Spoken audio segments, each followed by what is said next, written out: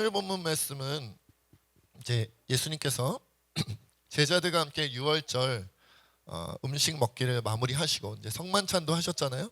뭐 세족식도 하셨을 거고, 그리고 나서 이제 예루살렘을 떠나 함께 제자들과 감람산으로 향하고 계셨어요. 예, 그 과정에서 나눴던 대화일 것으로 여겨지는 그런 내용입니다. 우리 27절, 28절 다시 한번 읽어보겠습니다. 시작. 예수께서 제자들에게 이르시되 너희가 다 나를 버리리라. 이는 기록된 바 내가 목자를 치리니 양들이 흩어지리라 하였음이니라. 그러나 내가 살아난 후에 너희보다 먼저 갈릴리로 가리라. 자, 예수님께서 말씀하시기를 모든 제자들이 다 나 예수를 버릴 거다. 그리고 너희들은 다 흩어지게 될 거다 라고 말씀을 하셨고, 그러나 그것으로 끝난 것이 아니라 예수님께서 고난과 죽음 이후에 다시 살아날 것이다, 부활하실 것이다 라고 말씀하셨고, 그리고 제자들보다 내가 먼저 갈릴리로 갈 것이다 라고 이제 27절 28절 이렇게 말씀을 해주셨어요. 그러니까 크게 두 가지 내용을 말씀하고 있는 거죠. 예수님이 잡히시고 죽임당할 때 제자들은 다 예수님을 버리고 도망갈 거다. 그러나 그게 끝이 아니라 예수님 부활하신 다음에 갈릴리에 먼저 가시면 누구를 기다리는 거예요? 제자들을 기다리시는. 그 내용이 자세히 나오진 않았지만 제자들이 오면 어떻게 되겠어요? 그들의 잃어버린 믿음을 다시 회복시켜서 사도로서 세우시겠죠. 이제 그런 내용들이 이제 약간 생략이 되어져 있는 거죠. 그런 내용을 담고 있는 거예요. 근데 이 쭉 27절부터 28절까지 예수님께서 앞으로 일어날 일들에 대해서 십자가 죽음과 제자들의 버리고 흩어짐과 그리고 다시 예수님 부활하시고 먼저 갈릴리로 가심과 이 모든 얘기를 예수님이 말씀하셨는데, 베드로의 귀에는 뭐만 들렸냐면 너희가 나를 버릴 것이다 만 들렸어요. 그래서 29절도 한번 읽어볼게요. 시작. 베드로가 여짜오되 다 버릴지라도 나는 그리하지 않겠나이다. 한마디로 요것만 꽂힌 거죠. 예수님이 여러 가지 말씀하셨잖아요. 너희가 나를 다 버릴 거고, 양들이 흩어지는 것처럼 말씀하신 대로 이렇게 너희가 다 흩어질 것인데, 그러나 끝이 아니라 나는, 예수님은 다시 살아날 거고 너희보다 먼저 갈릴리로 갈 거야. 너희가 버린다, 흩어진다, 다시 살아난다, 먼저 갈릴리로 간다, 이런 많은 얘기를 했는데 베드로에게는 뭐만 들렸다고요? 너희가 나를 버릴 거다, 그것만 생각이 나서 베드로가 뭐라 그래요? 다 버릴지라도 나는 예수님을 그리하지 않겠습니다, 버리지 않을 겁니다 라고 이제 스스로에 대한 호언장담을 막 하고 있는 거죠. 자, 이 부분을 우리가 어떻게 살펴봐야 될까? 베드로의 대답에 대하여, 베드로가 이렇게 자신만만하게 대답한 것에 대해서 어떻게 생각해 볼까? 이제 우리가 좀 이렇게 살펴보면 두 가지를 좀 우리가 추론해 볼 수 있을 것 같아요. 하나는 베드로의 열정이죠, 열정. 베드로가 지금 과장된 말을 하는 걸까요? 그거 아니에요. 베드로는 진짜 이런 마음이 있는 거예요. 다 버릴지라도, 다 예수님을 부인하고 다 도망가고 다 예수님을 떠날지라도 저는 절대로 예수님 버리지 않고 떠나지 않을 거예요. 목숨 걸고 예수님 곁에 있을 거예요. 죽으면 같이 죽을 거예요. 이 마음이 진짜예요. 거짓이 아니에요. 진짜 그렇게 생각했다니까요, 베드로가. 그러니까 베드로가 예수님께 대한 열정이 얼마나 대단한지 그 마음을 우리가 읽을 수 있는 거다는 거죠. 또 한 가지 우리가 베드로에게서 살펴볼 수 있는데, 그건 뭐냐면 베드로의 교만이죠. 이상하게 이 예수님을 향한 열정과 동시에 뭐가 드러나냐면 베드로의 교만이 드러나요. 왜냐? 저는 절대로 예수님 버리지 않을 겁니다 라고만 해도 좋은데 뭐라 그랬어요? 다른 제자들이 다 예수님을 버릴지라도 나는 안 버립니다. 이건 뭐예요? 다른 제자들은 버릴 수도 있다고 전제하는 거죠. 나머지 저를 제외한, 베드로를 제외한 나머지 11명의 제자는 믿음이 약하고 신앙이 약해서 예수님 버릴지도 몰라요. 그러나 나 베드로는 수제자인데 절대로 저의 믿음은 나머지 11명과 달라서 강하고 굳건하기 때문에 저는 절대로 예수님 버리지 않고 포기하지 않을 겁니다. 이런 표현이라는 거예요. 야, 11명의 제자와 베드로 자신을 비교할 때 누가 더 낫다는 거예요? 베드로가 더 낫다는 거예요. 내가 더 믿음이 강해요. 나머지 11명 다 합쳐봐야 제 믿음이 더 좋아요. 제 믿음이 더 강해요. 라고 생각하는 거죠. 비교해서 우월의식을 갖고 있는 거예요. 믿음에 대해서, 신앙에 대해서. 그러니까 이건 뭐예요? 교만함이죠. 교만함. 자, 이 베드로의 대답을 듣고는 예수님께서 바로 이렇게 말씀을 해주십니다. 우리 30절도 함께 읽어보겠습니다. 시작. 예수께서 이르시되 내가 진실로 너에게 이르노니 오늘 이 밤 달기 2번 울기 전에 내가 3번 나를 부인하리라. 너무 호언장담하니까 저는 절대 안 버릴 거예요. 나머지 11명이 다 버려도 저는 안 버립니다. 무슨 말씀이세요? 베드로가 곱게 말하진 않았을 거 아니에요. 베드로 성격 아시잖아요. 우리가 베드로에 대해서 한두 번 들어본 게 아니기 때문에 베드로 성격이 어떤지 알아요.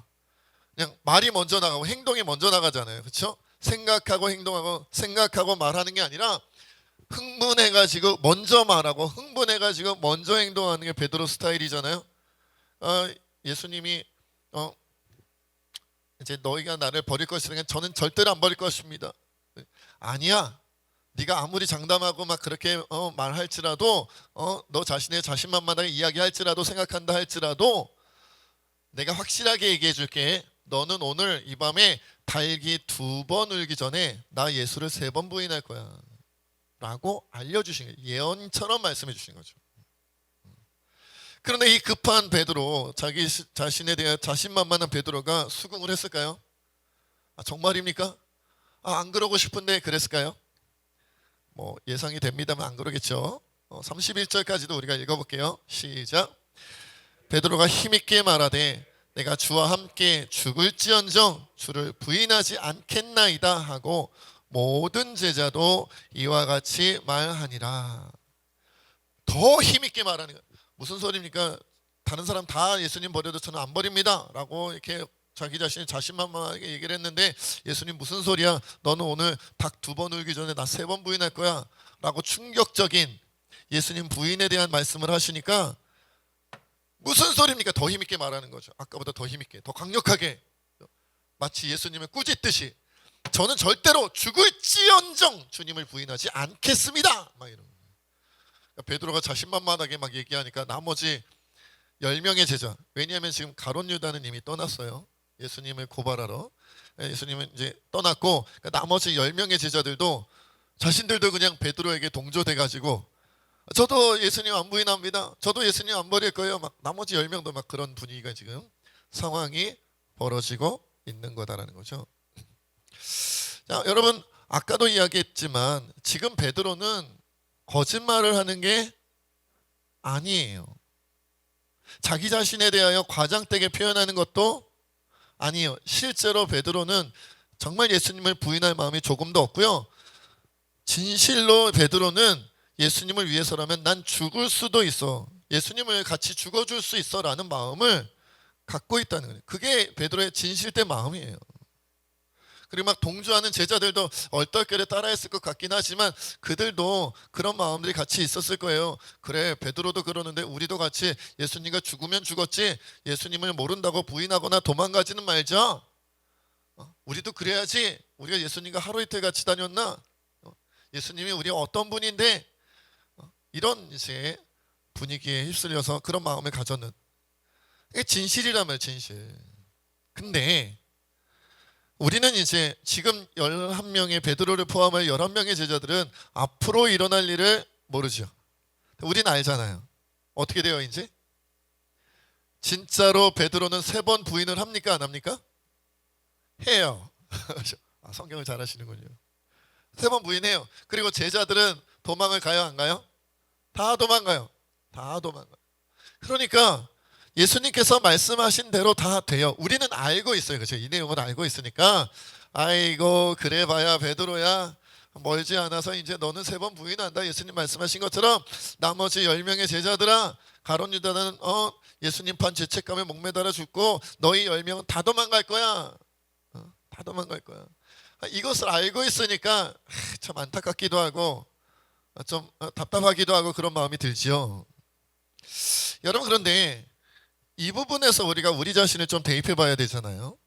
이 베드로를 포함한 11명의 제자들, 이들이 지금 예수님 앞에서 죽을지언정 주님을 부인하지 않겠다고 고백하는 이 장면에서 우리는 제자들만 볼 것이 아니라 베드로만 볼 것이 아니라 누구를 봐야 된다? 나를 봐야 되는 거죠. 지금 말씀을 듣고 있는, 설교를 듣고 있는, 예배드리고 있는 나를 봐야 돼요. 나는 어떤가죠? 나는 어떤가?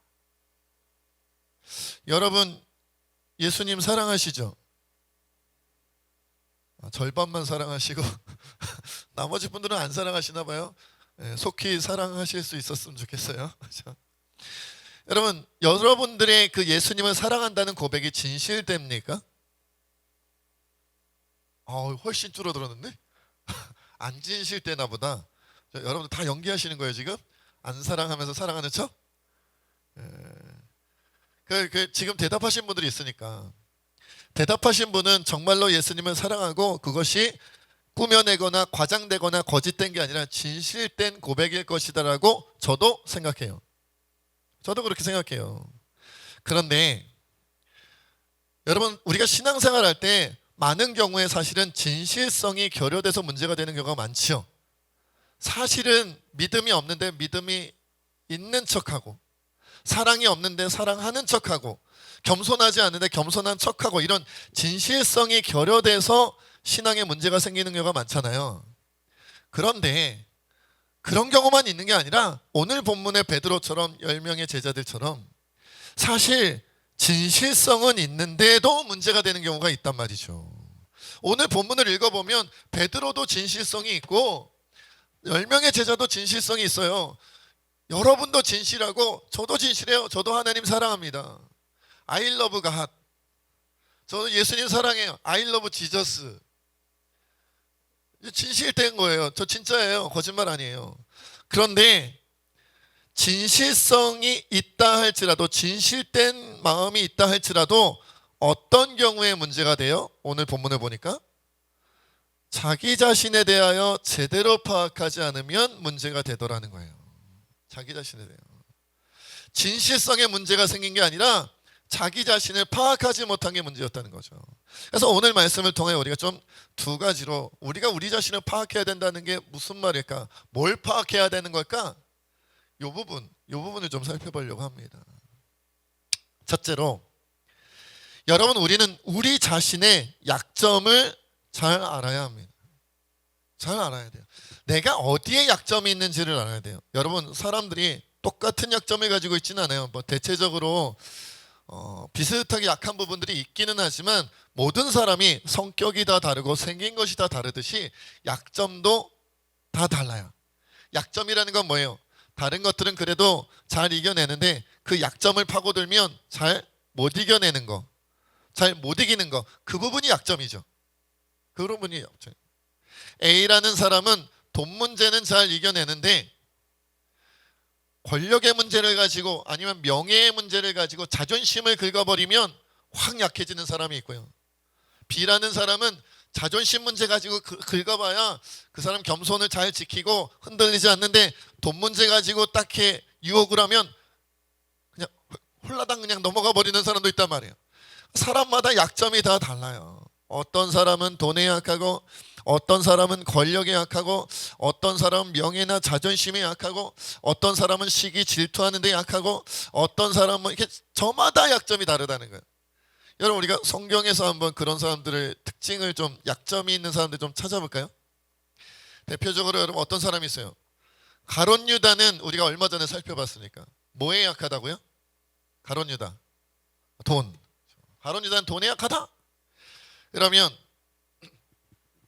베드로를 비롯한 다른 제자들은 뭐에 약한 것 같으십니까? 이미 뒷내용을 알고 있는 우리로서 보면 고난과 죽음에 약하죠.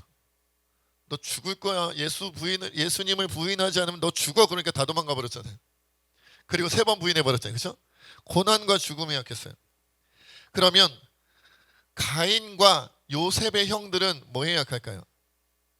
아벨을 죽인, 동생 아벨을 죽인 가인, 그리고 요셉을 팔아버린 형들은 뭐에 약해요? 시기 질투에 약한 거예요. 시기 질투. 시기 질투에 빠지면 그냥 홀라당 넘어가 버리는 거죠. 그러면 삼손, 다윗 이런 사람들은 뭐에 약했어요? 삼손.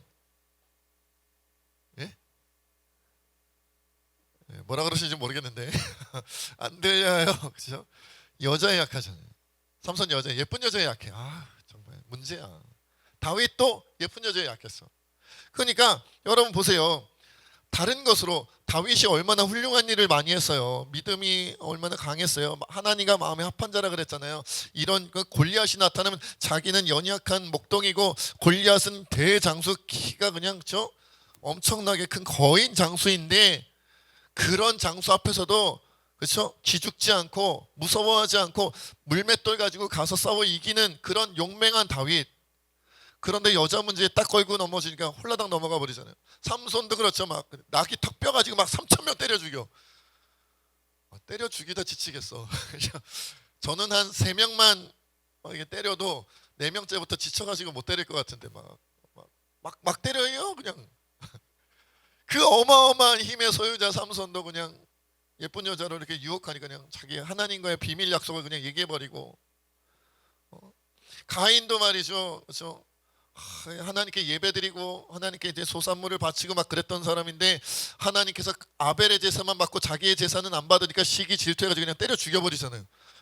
시기 질투에 얼마나 약했으면 그냥 막 때리기만 해도, 동생을 때리기만 해도 작은 일이 아닐 텐데 그냥 죽여버렸어. 그러니 여러분 저마다 약점이 있는 거예요.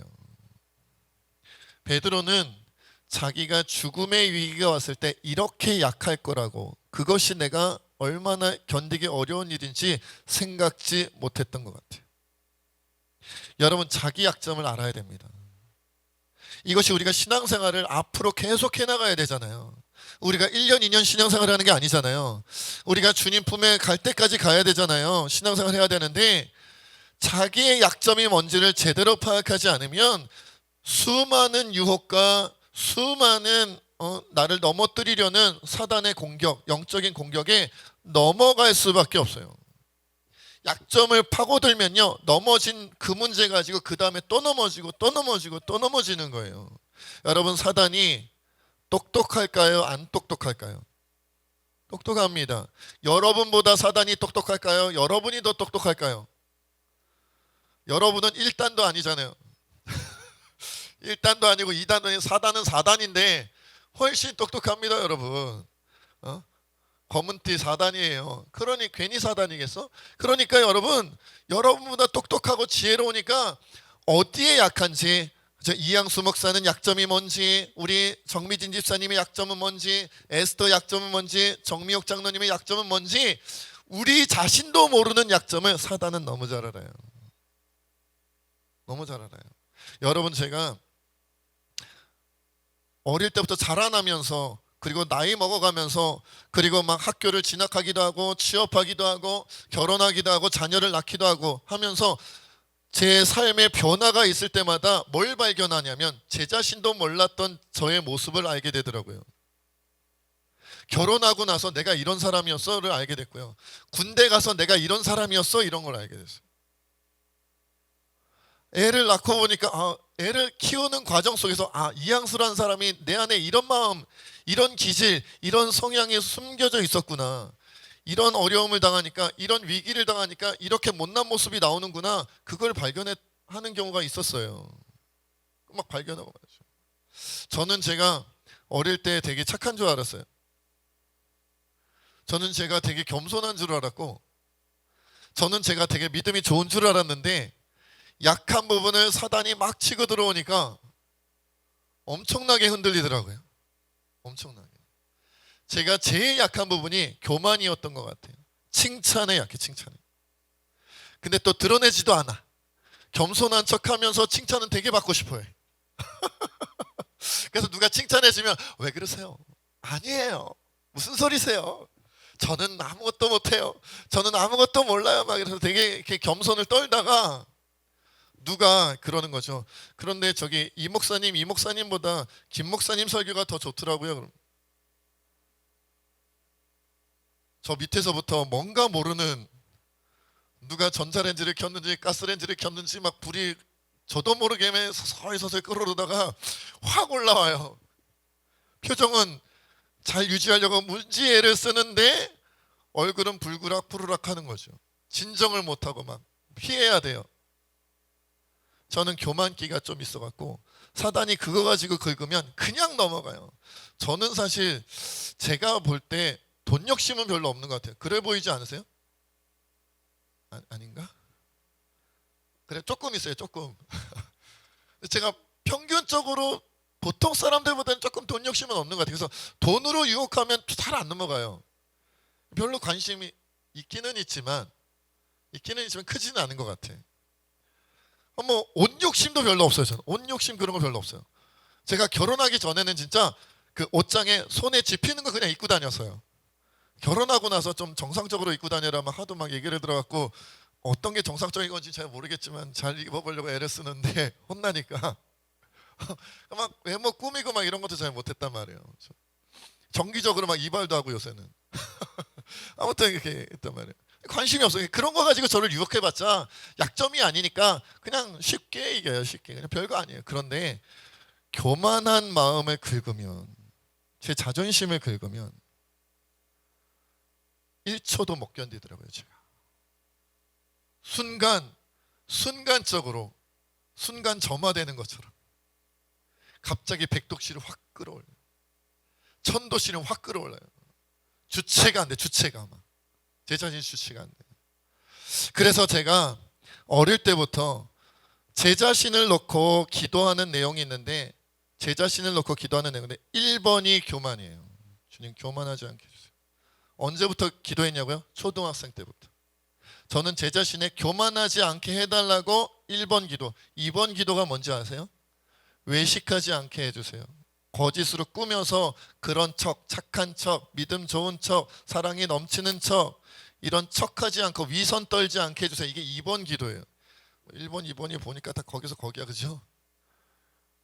잘 보이고 싶은 욕심이 되게 많은 사람이라 이거죠.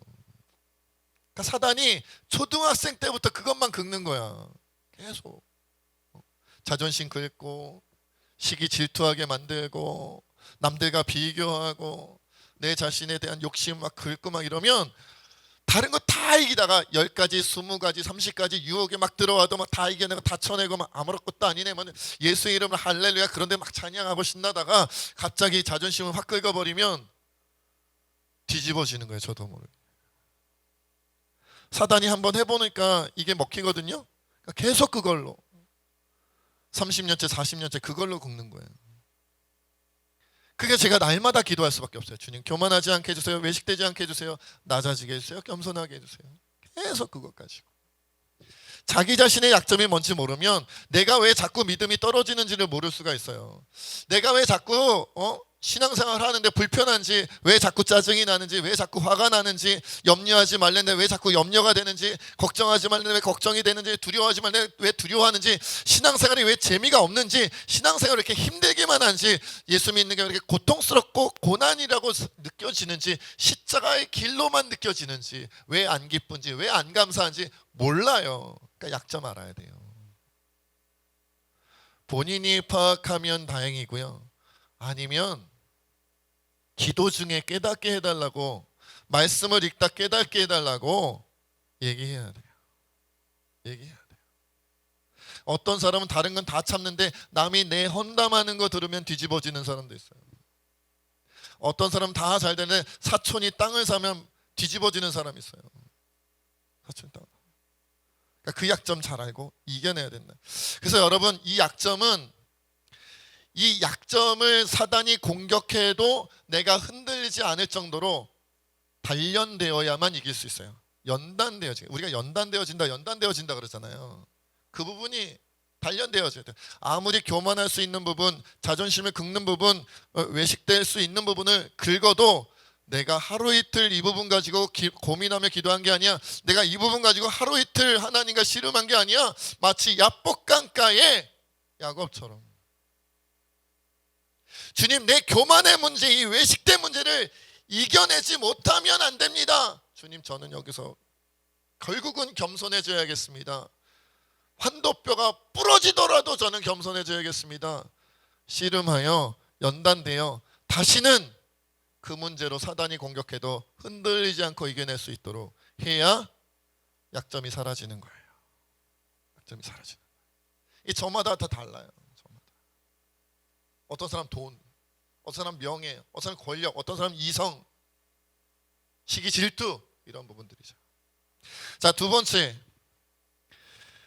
그리고 우리는 자기 자신의 연약함을 인정해야 됩니다. 자, 약점과 비슷한 것 같으면서도 조금 달라요. 약점은 저마다 가진 약점의 특징이 다 다르겠죠. 종류가 다 다르겠죠. 그렇죠? 그런데 연약함은 모든 인간이 연약해요. 모든 인간이 연약해요. 그런데 저같이 자존심이 강한 사람들은, 교만기가 있는 사람들은 연약한 거를 인정하기 싫어해요. 특히 어떤 사람들이겠어요? 교회에 오래 다닌 사람들, 교회 중직자들은 더더욱이나 내가 연약하다는 것을 이렇게 인정하기 싫어해요. 그래, 내가 교회 처음 다녔을 때는 내가 연약했지, 믿음이. 그래도 내가 10년 다녔고 20년 다녔고 30년 다녀서 나 이제 목사인데, 나 이제 장로인데, 권사인데, 안수 집사인데, 이제는 믿음이 그래도 서리 집사님들보다는, 교회 다른 사람들보다는 내가 믿음이 괜찮잖아. 연약하긴, 인간이니까 연약할 수 있지만 그래도 누구보다는 낫잖아. 누가 그래요? 본문의 베드로. 에이, 그래도 내가 야고보다는 낫지, 내가 요한보다는 낫지, 바돌로메보다는 내가 낫잖아. 나 베드로야, 나 수제자야, 나 아무개 교회 장로야, 아무개 교회 내가 권사야, 안수집사야. 무슨 소리야. 그래도 내가 다른 평범한 성도님들보다는 내 믿음이 강하지, 약하다고 그러면 누가 그래, 누가. 자존심을 굽히지 않는 거야. 내가 연약하다고 생각을 안 하는 거죠. 그러나 여러분, 베드로가 결국 어떻게 됐어요? 예수님 3번 부인하잖아요. 자신의 약함을 인정하지 않는 사람은요, 베드로가 3번 부인한 것 같은 그런 상황들이 계속 옵니다. 계속 옵니다. 우리가 인정할 때까지 옵니다. 저는 약합니다. 저는 부족합니다. 저는 아무것도 아닙니다. 저는 죄인입니다. 아니, 죄인 중에 괴수입니다. 예수님의 보혈의 피공로가 아니면 나는 도저히 의로워질 수 없고 선해질 수 없는, 하나님 곁에 갈 수도 없는 연약하고 부족한 죄인입니다. 인정하기 전까지는 그 문제가 나를 떠나지 않아요. 그 문제가. 더 조심해야 되는 사람이 어떤 사람이라고요? 교회 오래 다닌 사람. 더 조심해야 되는 사람이 누구라고요? 교회 중직자인 사람들. 내가 그래도 세진교에서 한가닥 하는 사람들, 내가 그래도 한국교회에서 한가닥 하는 사람인데, 그런 사람이 더 위험해요. 베드로가 위험하지 오늘 예수님 처음 본 사람이 위험하지 않아요. 그런 부분에 있어서는. 오늘 예수님 처음 본 사람은 자기 신앙이 연약한 거 이미 인정해요. 아, 그럼요, 저 오늘 교회 처음 왔는데 무슨 믿음이 있겠어요. 이러지. 연기력이 조금 부족했던 것 같아요. 웃음이 약간 약했어. 잘해보려고 그랬는데. 오늘 처음 교회 오고 오늘 처음 예배드린 사람은 성경책도 창세기가 어딨나? 창을 세야 되나? 막 이러면서 자기 믿음이 연약한 거 알아요. 그런데 30년, 40년, 50년 교회 다니고 막 내가 장로고 권사고 목사고 이런 사람들은 약하다고요? 아니, 물론 하나님 앞에서는 약하겠지만, 예수님 앞에서는 약하겠지만, 그래도 내가 목사인데 집사보단 강하지 내가. 에이, 무슨 소리야. 내가 그래도 청년보다는 믿음이 좋지. 에이, 무슨 소리예요. 안 굽힌다니까요. 약하다고 인정하지 않아요. 예수님 무슨 소리입니까? 내가 예수님 3번이나 부인한다고요? 죽을지언정 주님 부인하지 않습니다. 어디? 내 자존심을 뭉개. 너무한다. 예수님, 내 수제자인데. 여러분, 예수님의 수제자면 오늘날 한국교회로 어느 정도 위치여야 할까요? 이스라엘 전체의 한 명이잖아요. 수제자, 예수님의 수제자. 이스라엘 전체에서, 아니 세계에서 한 명이에요. 우리가 한국 기독교 총연합회가 옛날에 있었으면, 지금도 있나 잘 모르겠는데, 한국 기독교 총연합회가 아니라 세계 기독교 총연합회 회장 정도 돼야 수제자 아니겠어요? 내가 베드로야, 배시성을 가진 드로. 아니, 그런데 나를 무시하다니 너무하시네 예수님. 에이, 그렇다고 내가 예수님 3번이나 부인해요? 그것도 닭 울기 전에 얼마 남지도 않았는데 말도 안 돼, 말도 안 돼. 죽으면 죽었지, 안 그래요? 제 신앙을 믿음을 뭘로 보시는 거예요? 여러분, 재밌는 거는요, 베드로가 막 노발대발하고 다 나머지 10명까지 우리도 부인 안 합니다 막 이러니까 예수님이 뭐라고 대답하셨어요? 예수님 뭐라고 대답하셨어요? 대답을 안 하세요. 대답을 안 하세요. 제가 주석을 읽어보니까 그렇게 쓰여져 있더라고요. 예수님께서 더 이상 대답할 필요를 못 느끼셨나 보다. 알았다. 그래. 네 맘 안다. 그래. 내가 배신하고 싶진 않겠지. 부인하고 싶진 않겠지. 네 맘 안다. 그러나 조금 있으면 어떻게 될지 나 예수는 다 안다. 이 목사야, 너 약하다는 소리 듣고 싶지 않구나? 너 부족하다는 소리 듣고 싶지 않구나? 네 맘 다 안다. 그래도 너의 연약함이 곧 드러난다. 너의 부족함이 곧 드러난다. 베드로가 그러했듯이 이 목사야, 너도 곧 드러난다. 그때 깨닫겠지. 지금은 모르겠지. 여러분, 내가 연약하고 부족하다는 거 빨리 깨닫는 게 복이에요. 빨리 깨달아야 변화될 수 있어요. 내가 연약하고 부족한 걸 알아야 누구를 의지하냐면 주님을 의지해요. 여러분, 주님을 의지하는 거예요. 나는 아무것도 못해요. 이것을 깨달아야 기도하는 거고요. 나는 아무것도 못해요. 이걸 깨달아야 주님 다리에 붙잡는 거예요. 이스라엘과 심슨의 다리 바지가랭이 붙잡는 것처럼 아까도 말씀드렸어요. 야복 강가에서 야곱이 천사 붙잡고 마죠. 막 씨름하는 것처럼 저는 안 돼요. 나는 혼자 있으면 안 돼요. 나는 혼자서 아무것도 못해요. 난 부족하고 연약하고 아무것도 못하는 존재예요. 나는 죄인이에요. 그러니까 날 떠나지 마세요. 날 버리지 마세요. 항상 나와 함께 하시고 나의 모든 것에 주장하여 주시고 주관하여 주시고 인도해 주세요. 안 그럼 난 아무것도 못해요. 이렇게 깨닫고 주님 의지하는 게 복이라는 거예요. 그게 은혜다라는 거죠. 여러분, 우리가 신앙생활할 때 여러분 약점을 발견해야 됩니다. 모르겠으면 기도하여 발견해야 됩니다. 그리고 약점뿐만 아니라 인간이기에, 연약한 인간이기에, 죄인이기에 나는 아무것도 못해, 난 연약합니다. 주님 날 도와주세요. 내가 주님만 의지합니다 라고 고백하며 주님께 매달릴 줄 알아야 돼요.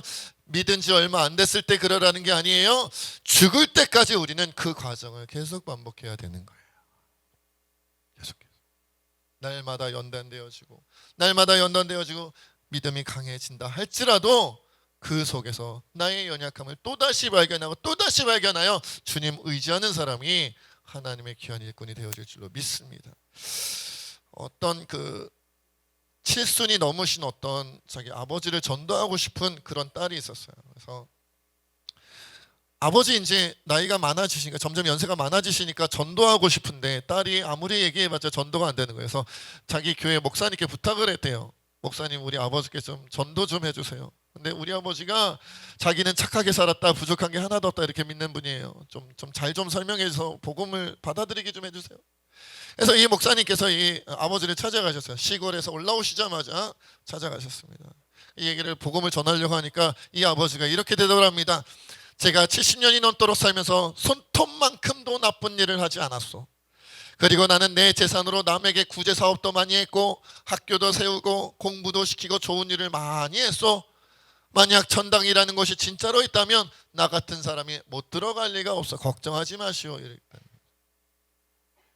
그자 목사님이 아버지의 말씀을 쭉 듣다가 이렇게 대답을 했다고 합니다. 선생님, 맞습니다. 선생님께서 참 선하게 착하게 잘 사신 것 같네요. 그러나 선생님이 생각하는 것보다 하나님은 크신 분입니다. 선생님이 생각하는 것보다 하나님의 의로움과 하나님의 거룩하심과 하나님의 선하심은 훨씬 크신 분입니다. 온 우주에 가득 찰 만큼 크신 의로움과 선하심과 거룩함을 가진 분이 하나님이십니다. 선생님이 손톱만큼도 잘못하지 않았고 정말로 평생 선하고 이렇게 살았다고 하셨죠? 그러나 태양 앞에 촛불과 같이 선생님의 선함이란 하나님 앞에서는 작은 것일 수 있습니다. 깜깜한 곳에 가면, 불빛이 하나도 없는 곳에 가면 촛불 하나만 켜도 그 촛불의 크기가, 그 밝은 빛이 되게 커 보이고 밝아 보이고 대단해 보이지만, 그 촛불을 켜고 태양 밑으로 내려가면 어떻게 되겠습니까, 선생님? 태양이 보이지 않을 때는 이 촛불이 커 보였는데 태양 밑으로 가니까 촛불은 너무나도 작은 빛이지요. 아무것도 아닙니다. 선생님의 선함, 선생님의 착함이 촛불과 같습니다. 하나님은 크셔서 태양과 같고, 그러니 선생님의 촛불과 같이 연약한 불빛 가지고는 천당에 못 들어가십니다. 하나님 믿으셔야 됩니다. 하나님께 나오셔야 됩니다. 태양과 같은 하나님께 나오셔야 천당 가십니다. 이 말을 듣고 예수님의 복음을 이렇게 쭉 전하셨어요. 복음을 전해 듣고 이 아버지께서 다시 시골집으로 돌아가서 한참 뒤에 딸에게 이렇게 전화를 했다고 합니다. 내 교회 다니기로 했다.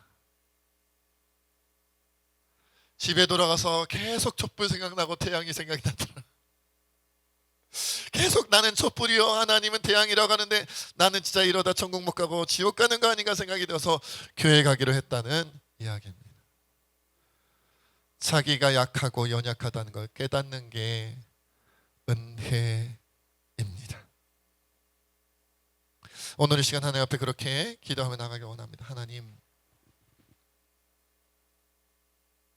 베드로와 같이 교만하고 베드로와 같이 자기 자신을 제대로 알지 못하여 내가 얼마나 약점이 많고 얼마나 연약하여 믿음이 부족한 자인지 깨닫지 못하여 도리어 하나님께 등을 돌리고 우리 예수님의 마음을 아프게 할지도 모르는 존재임을 말씀을 통해 깨닫습니다. 하나님, 나의 약점을 알게 하여 주시고 연단을 통하여 그 부분을 강하게 하여 주시옵소서. 주님, 인간이고 연약한 죄인이기에 나의 약함을 주님 앞에 고백합니다. 나는 아무것도 못하오니 온전히 하나님 의지하며 살아가게 하여 주시옵소서. 우리 함께 기도하시겠습니다. 아버지 하나님, 우리가 주님의 번전을 기도하며 나가기를 원합니다. 성령 하나님.